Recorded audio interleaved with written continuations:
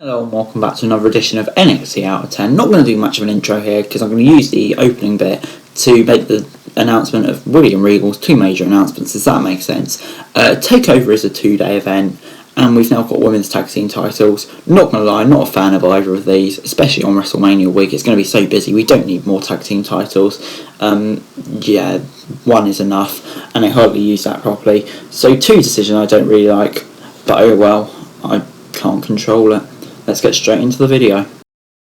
But first up, we got Io Shirai versus Toni Storm for the women's title. Shirai was dominating early on, before Storm hit a gentleman suplex followed by a bridge for a near fall. Shirai missed her moonsault before Storm went for a flying headbutt. She had no choice but to tap out when Shirai put her in a crossface, so Shirai retained the title. I'll give this a 7 out of 10. Really entertaining start to NXT this week. Finn Balor said backstage he was going to destroy Adam Cole later in the night.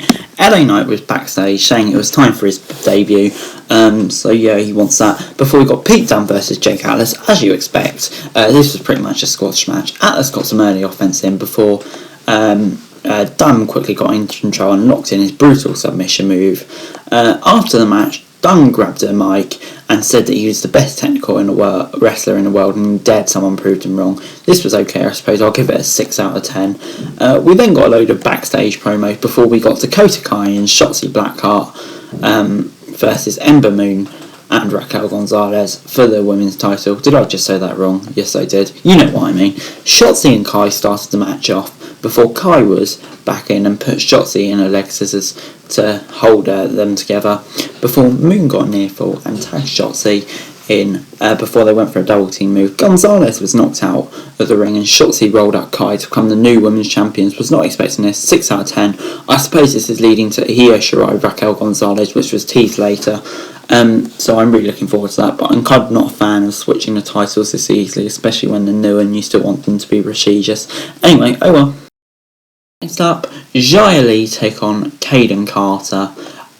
Carter went after Lee pretty much straight away before the Chinese superstar upped her aggression before staring Catanzaro down. Casey hit Lee with a crunch before Lee could injure Carter. The match was called off due to a DQ and Casey got in the ring to bash Lee with a crutch. Balor got in the ring and stopped her. I'm going to give this 6.3, 5 out of 10.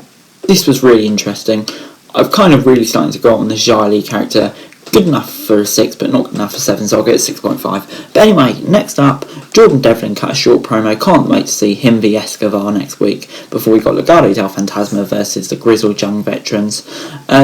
Grizzled were in control early on before many thought Breezango appeared on the rank, but it turned out to be MSK, allowing Wild to hit a sunset flip on Drake for the win before MSK attacked Gibson with their helmets. Breezango hit the ring to the blind side, Wild and Mendoza before posing in the ring. I'll go with 6 out of 10, this was fine.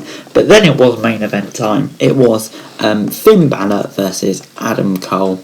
Balor had control early on before Cole eventually tried to get on top. Karl and Rye apparently appeared and distracted Adam Cole as Balor regained control. The champ hit the 1916 DDT on the floor before getting the coup de grace for the win. I'll give this a 7 out of 10. This is really good. Yeah, just keeps the storyline progressing. Overall this week, NXT gets a 6.5 out of 10 from me.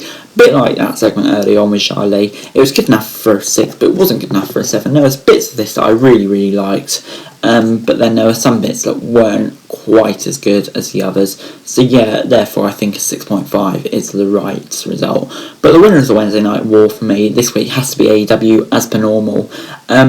I think their show was just slightly better. They recovered from Revolution and all of the difficulties that brought them so well. I think both shows have fairly decent shows this week, but there are just some more bits of NXT that I didn't like compared to AEW. So yeah, that's it really. But anyway guys, that's it for this video. Thank you very much for watching. Remember to like, share, subscribe, let me know your thoughts in the comments down below, and to follow me on Twitter, link in the description below for daily wrestling news, and subscribe to my channel on the screen right now. That'd be greatly appreciated. Thanks very much for watching. Peace.